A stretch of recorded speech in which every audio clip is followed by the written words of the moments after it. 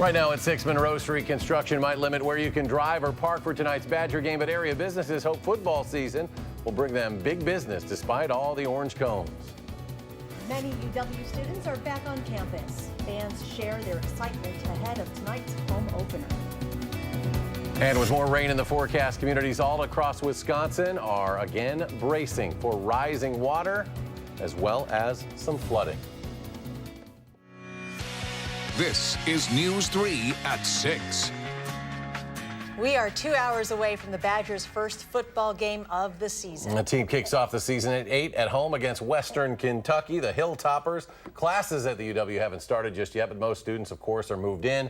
Like last season, all fans can only bring clear bags into Camp Randall, and with the chance of rain in tonight's forecast, a reminder, absolutely no umbrellas are allowed inside the stadium. Now, getting to Camp Randall might be a little tricky with construction on Monroe Street, but area business owners are preparing for a big rush despite all the construction. News 3's Adam Duxter joins us live from campus now. Adam? Well, in order to get to the game, first you've got to get to the game, right? And right behind you is Monroe Street, and that's still one way and one lane. So today's city officials urging, if you're coming to the game, take a different route, whether you're taking Johnson Drive, whether you're taking University Avenue, or whether you're taking... Yeah, we're anticipating happy, hungry people looking to have a good time, coming to town, and enjoy some football. Hopefully stop by. Construction, I think football fans kind of weather any kind of obstacle.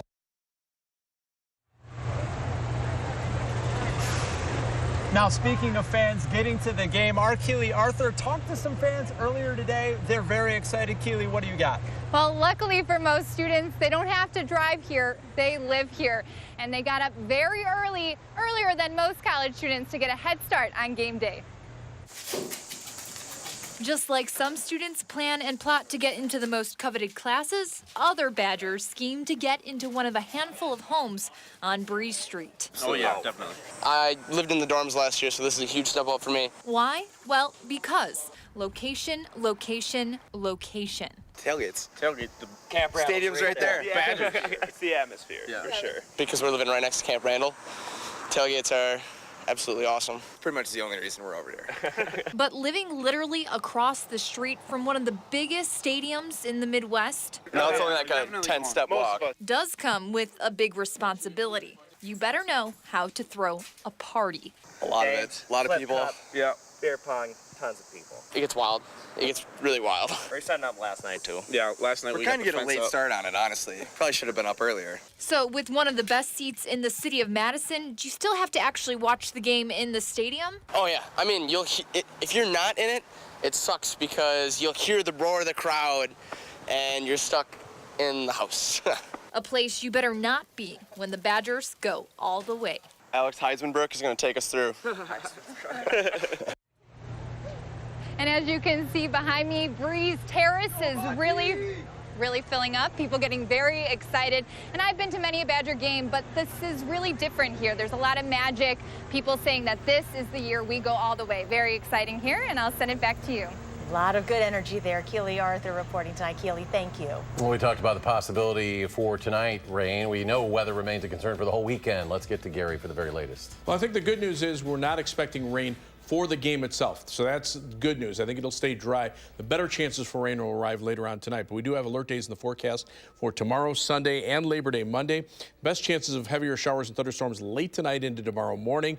And then a chance of thunderstorms off and on from tomorrow afternoon through Sunday and Labor Day Monday. Some of those storms could have heavy downpours as well as gusty winds. Flash flood watch is in effect for Dane County and areas to the west and north through 7 p.m. tomorrow evening. Precipitation potential from the latest computer model forecast, generally about 1 to 3 inches through southern Wisconsin, some localized amounts in excess of 4 or 5 inches possible in some of the heavier thunderstorms. As we look at Doppler track right now, things pretty quiet across Wisconsin, but there are thunderstorms to our south, to our southwest, and also to our northwest. Severe weather outlook for tonight calls for a slight risk of severe thunderstorms out toward the Mississippi River, a marginal risk elsewhere for some gusty winds and the stronger storms. Those could even linger into early tomorrow morning over southern Wisconsin and then come back for Sunday as new thunderstorms develop. Low temperatures this morning started out pretty comfortable in the the upper 50s. Temperatures right now are right around the 80-degree mark, and the humidity levels are increasing. Dew point temperatures are in the upper 60s to the lower 70s. By tomorrow morning, showers and thunderstorms will be developing. Temperatures will drop to around 70. Look for a high of 80 tomorrow with a slight chance of a shower or thunderstorm lingering into tomorrow afternoon. That's your First Alert forecast. Gary, thank you. Governor Walker says there is over $44 million in damages from the floods and storms this month in Wisconsin. He gave those estimates while surveying flooding and storm damage in Sauk County. He expects those numbers to rise and is reminding people around the state to report their damage. He also wants to make sure that people report any property or business damage to their local authorities, who will then report it to the county and state. The governor spoke with Vice President Mike Pence about getting help from the Trump administration, which Pence mentioned at a fundraising event in Milwaukee last night. Our hope would be, particularly because so many areas affected are in small towns, rural communities, where they cannot afford to sit on paying a bill for some of this work for 10, 11, 12 months. And so certainly we're going to continue to work with the administration, work with our congressional delegation, Republican and Democrat alike. They don't have any bearing on the threshold. That's an objective standard by which we're working hard, and we'll be in the next couple weeks to make sure we collect all the information. The governor issued a statewide state of emergency earlier this week because of flooding and storm damage. The Baraboo River is now expected to crest in the city of Baraboo in about an hour tonight, but it has been rising rapidly over the past 24 hours. Hundreds of homes in Sauk County along that river are being impacted by this flooding. Rose Schmidt joins us live from Baraboo to share one man's story. Rose? Well, Charlotte, the Manchester Street Bridge is closed to drivers currently because of standing water further down the road. And back in 2008, the floodwaters actually reached up to the top of this beam here on the bridge. So you can see it's still quite a lot lower than it was 10 years ago. But that doesn't mean this flooding isn't having a significant impact on people in this area. This week, flooding started in the communities west of Baraboo, now affecting dozens of residents here. Oh, it's a nice house in a nice area, nice yard. Floodplain. When Jim Bowman moved into his home in 2012, he knew it had been filled with water before. It flooded badly in 2008. But he got a great deal on the house and moved to Water Street along the Baraboo River. I rolled the dice thinking a 100-year flood can only happen 20 years, 30 years. I thought maybe I'd be dead before the next 100-year flood hit.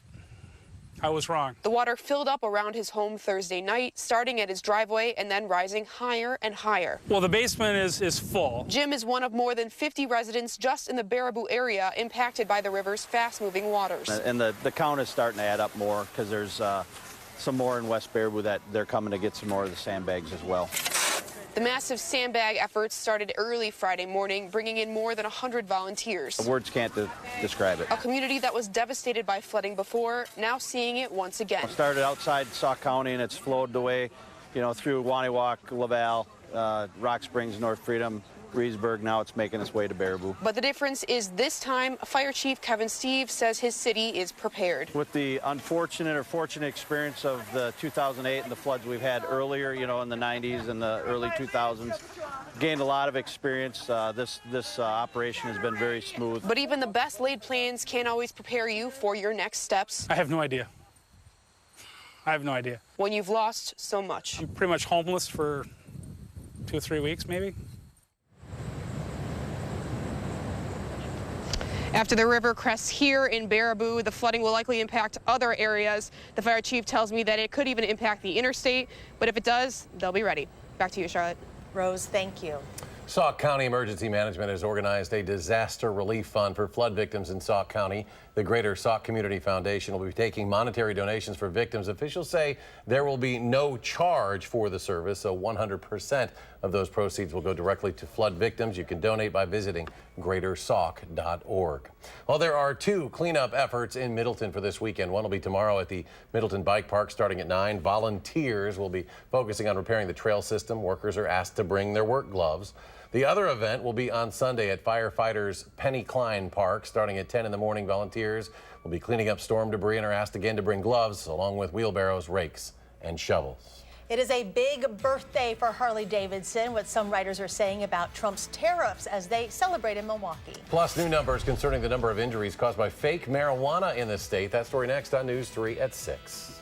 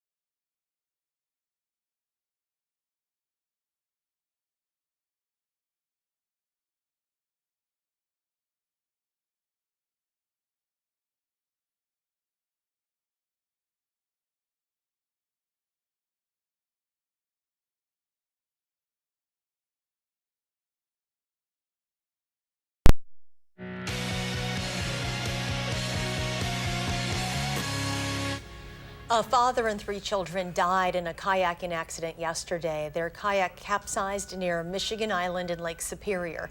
The Ashland County Sheriff's Office says the children's mother was the only survivor.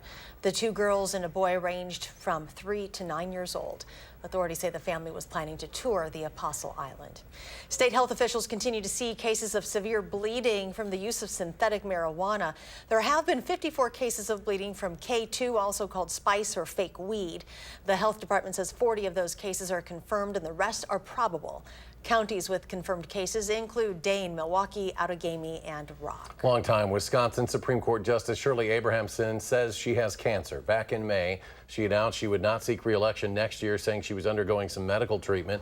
She wrote about her cancer diagnosis in an open letter today. She did not say what type of cancer she has or when she was diagnosed. She is the longest serving member in Wisconsin Supreme Court history and the first female justice. Abrahamson is 84 years old. Motorcycle riders celebrating Harley's 115th anniversary in Milwaukee have mixed opinions about the company's high-profile conflict over Europe's retaliatory tariffs on its bikes. Harley announced a plan in June to move some jobs overseas in response to those tariffs. The announcement came after the U.S. imposed tariffs on imported steel and aluminum. Harley estimates it'll cost the company about $100 million a year. Earlier this month, the president sent a tweet encouraging Harley owners to boycott the company because of its plans to cut jobs in the U.S. But some bike riders say while they support the tariffs, the president needs to stay out of it. Wisconsin transportation officials are now accepting orders for 2 new specialty license plates. One features the 4-H Foundation and the organization's signature 4-leaf clover. The other plate touts the Muskie Club's alliance and features a picture of a muskie leaping out of the license plate number. And in weather, look for showers and thunderstorms, especially late tonight and tomorrow morning. Some of those could have heavy downpours, but we could see periodic heavy rains through the weekend. I'll have your first alert forecast in a few minutes.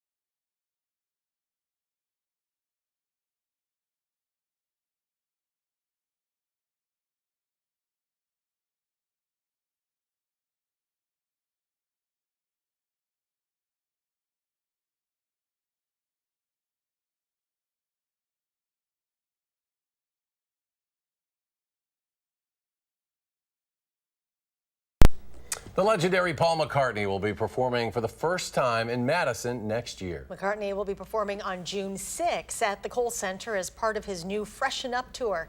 The Freshen Up tour will be Paul's first outing following the release of his brand new studio album, Egypt Station, which will be released on September 7th. Thousands of people are expected to travel over the Labor Day holiday weekend. AAA is doing what it can to keep everyone safe, partnering with Budweiser for the Tow and Go program, which offers a way for people celebrating the holiday a safe way to get home if they've had too much to drink. Anytime from now until 6 a.m. Tuesday morning, you can call representatives with the program who will tow your car to a safe place and also make sure you get home safely. The number for that program, right there at the bottom of your screen. It's 855-286-9246. And Chief Meteorologist Gary Canolti joins us now with a look at your weekend forecast. Hi, Gary. Hi, Charlotte. Well, it is warm out here. It's also humid, and that's not a good combination if you're trying to get rain out of here. Now, in the short term, the good news, at least for the Badger game tonight, is that I don't see any problems with rain. The forecast, of course, they're playing Western Kentucky, kickoff at 8 p.m. Should be breezy and mild, mostly cloudy. It'll be kind of muggy, but temperatures will be around 75 degrees at kickoff and about 73 degrees by the time we're celebrating during the fifth quarter. But we have alert days in the forecast for tomorrow, Sunday, and Labor Day Monday. Thunderstorms will develop late tonight into tomorrow morning, could bring a round of heavier thunderstorms with heavy rain and maybe some gusty winds, and then off and on thunderstorm chances from Saturday afternoon through Sunday and Labor Day Monday. Not a continuous rain. I mean, if you're still planning outdoor activities, I think most of those you could, if you dodge the raindrops, you'd be just fine. But when it rains, it could come down hard for short periods of time. There are parts of our viewing area that just don't need another drop of rain. Flash flood watch in effect for much of southern Wisconsin, including Dane County and areas to the west and north through 7 p.m. tomorrow evening. And the reason for that, well, this is the 5-day precipitation estimate from the Doppler radars, and you can see generally about 5 to 10 inches of rain in that red area from southern Minnesota through about the northern third of our viewing area. Areas from about the Columbia-Dane County line southward, generally about 1 to 3 inches of rain, but you know that doesn't show up on there. That remember western Dane County about a week ago with that 10 to 15 inches of rain, and the area around Watertown, that area is not included in that 5-day rainfall total. So many areas have just seen too much rain. Doppler track right now, very quiet around here. There are clusters of thunderstorms to our southwest, to our northwest, and that line will probably fill in between. Storm Prediction Center does have a slight risk of severe thunderstorms to just on our side of the Mississippi River for hail and strong winds. A marginal risk for an isolated severe thunderstorm later on tonight. The storms will be weakening from a severe weather standpoint, but they could bring heavy rainfall amounts. A marginal risk of an isolated severe thunderstorm with gusty winds tomorrow, and then Sunday, pretty much the same story as another chance for thunderstorms develops. Look at the precipitation potential according to the latest computer model forecast. Generally about 1 to 3 inches over southern Wisconsin. Some areas may pick up 4 or 5 inches or more of rain. Right now, it's trying to point into areas of eastern Iowa and southwestern Wisconsin as the area for the greatest risk for that heavy rainfall. Now, whether or not those amounts get realized, it's hard to say, but if that happens, that would actually be probably about the best news, not for southwestern Wisconsin, but the area that's been hardest hit in recent days would see the lesser amounts of rain. Live view from the Queen Bee Radio Skycam in Platteville, you can see some cirrus clouds overhead. The cumulus clouds have gone away, but the live view from the WISC Skycam showing clear skies overhead and some clouds on the horizon, and the Edgewater Skycam in downtown Madison showing partly cloudy skies. As we check out our almanac for today, our high temperature so far has made it up to 82 degrees, the low 58, and right now we're still at a muggy 80 degrees. It feels like 83 because dew point temperatures are close to 70 degrees. So again, a flash flood watch, Dane County and areas to the west and north through 7 p.m. tomorrow evening. 69 for the overnight low temperature with a round of showers and thunderstorms late tonight. Some of those with heavy rain and gusty winds. Those will end tomorrow morning, and then just a chance of a thunderstorm tomorrow afternoon with a high of 80. On future track, watch how those showers and storms move in late tonight into tomorrow morning, and then during the afternoon, maybe just a hit or miss shower or thunderstorm. That will continue tomorrow night into Sunday. Some areas will just get some brief heavy downpours. Other areas may miss out on much of the rain altogether, but when all is said and done, probably looking at about 1 to 3 inches of rain with heavier amounts in some spots. 7 to 10 day forecast. Those rain chances will continue through Labor Day Monday and into Tuesday. Wednesday, another pretty good chance of showers and storms, but that's followed by drier weather for the end of next week as showers end on Thursday, and then on Sunday, just a slight chance of a thunderstorm in the afternoon. Well, the summer's over, fall camp is over. It's finally here, everyone. The Badgers home opener against Western Kentucky. We're live from Camp Randall with what we can expect from the Badgers this season. That's next in sports.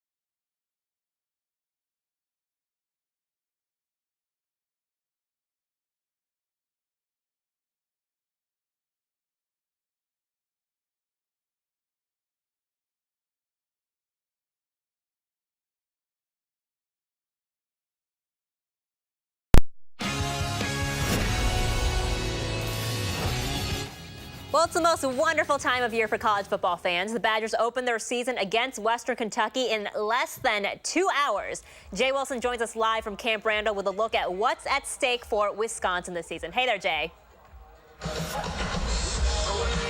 Hi, Melissa, and good evening, everyone, from a very loud Camp Randall Stadium. Well, expectations for the 2018 Badger football team are going through the roof as they start their 2018 season against Western Kentucky here tonight. Wisconsin ranked 4th in the country. They are the odds-on favorites to win the Big Ten West, but Paul Chryst is the master of keeping his team focused on the task at hand. Their off-season slogan was, "Nobody cares, work harder," and we'll see if that strategy pays off starting tonight. Now, when the Badgers come out of the tunnel for the first time this season just after 8 o'clock, there's really no feeling like it. But the real work then starts. If you're a senior or playing for the first time in a Badger uniform, you never know how a player's going to react in the first game of the season. You try to simulate as best you can. You try to talk with them as much as you can, older players talking to them, but individuals have to go through it. And some, I think they handle it all differently. So there'll be some that'll be nervous as heck, and the nervousness is out of excitement. It all comes from a good spot, and then they have to learn how to handle that. And I think the same thing, that older guys have gone through, like, okay, this is my first game, then this is my first big game, or this is that. And those are all the experiences that you have to go through for the first time, and then you can draw on it. The Badgers are looking to extend a couple of impressive streaks tonight. They've won their last 22 home openers, and they've won their last 39 games against non-conference opponents here at Camp Randall Stadium. That, by the way, is the 5th longest streak by an FBS team since 1946. Wisconsin and Western Kentucky kick off just after 8 tonight. Melissa, back to you in the studio. All right, thanks so much, Jay. Cannot wait. Other Big Ten action late last night, Northwestern at Purdue. First half here, a little jet sweep action. Rondale Moore, this kid is a freshman, helping keep Purdue in the game with this 76-yard touchdown run to make it tied at 14. Now, the Boilermakers, they did have a shot late in the fourth quarter, but a costly mistake. Lorenzo Neal throwing quarterback Larkin to the ground after the whistle, giving Northwestern the first down, and the Wildcats win 31-27, the final. Well, 3 favorite words in a football fan's vocabulary. Preseason is over. Hopefully that's the case for some of the players, too. The ones on the bubble, though, they've done everything they need to do to make the cut for the 53-man roster. But for those younger players that might not make the cut, it's not necessarily a done deal, according to head coach Mike McCarthy. For Brian and I, it's just, frankly, it's a continuous conversation. You're always talking about every player, particularly the young players, because you're watching every move that they make, and every piece of information is part of the evaluation because they're new to your program. We're trying to create opportunities for those young men. And Brewers at Washington tonight. They're currently up 2-0. Travis Shaw, home run in the first inning. And it should stay dry down there tonight, at least tonight. Yeah, I think for the Badger game we'll be fine, but flash flood watch goes into effect 10 p.m. tonight and runs through 7 p.m. tomorrow. Precipitation potential, for some reason the map hasn't updated, but about 1 to 3 inches of rain through southern Wisconsin with some localized heavier amounts through Monday. You can see off and on shower and thunderstorm chances through Wednesday, ending early Thursday morning, and then hopefully a period of drier weather for the end of next week. Gary, thank you. Thanks for joining us for News 3 at 6. Have a great evening, and we'll see you back here at 10.